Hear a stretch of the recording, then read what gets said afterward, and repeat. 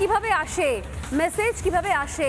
একটা ছোট দেশ নেপাল তারা পর্যন্ত পাকিস্তানকে কড়া বার্তা দিচ্ছে, কারণ সবাই বুঝতে পারছে এই পাকিস্তান আর আস্ত থাকবে না।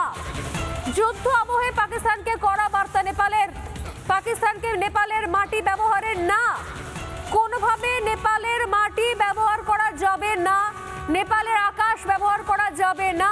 কড়া বার্তা, ভারতের বিরুদ্ধে নেপালকে ব্যবহার করা যাবে না। নেপালের মাটি নয়, নেপালের আকাশ নয়, গেলে অন্য কোথাও দিয়ে যাও ভাই, তোমার বিমানকে অন্য কোনো রাস্তা দিয়ে নিয়ে যাও, নেপালের ওপর দিয়ে নয়।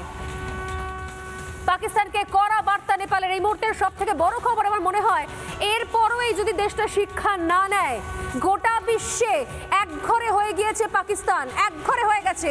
আর এরপর নাম্বার 2 জায়গায় রয়েছে বাংলাদেশ। যদি বাংলাদেশ এখনো না শোধরায়, তাহলে পাকিস্তানের মতো একই পরিণতি হবে বাংলাদেশের।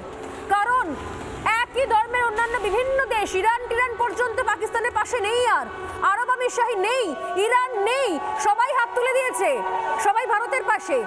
এখনো যদি দেশ না শুধরোয়, পাকিস্তান না শুধরোয়, পাকিস্তান আর থাকবে না, আস্ত থাকবে না, এই পাকিস্তান শেষ হয়ে যাবে।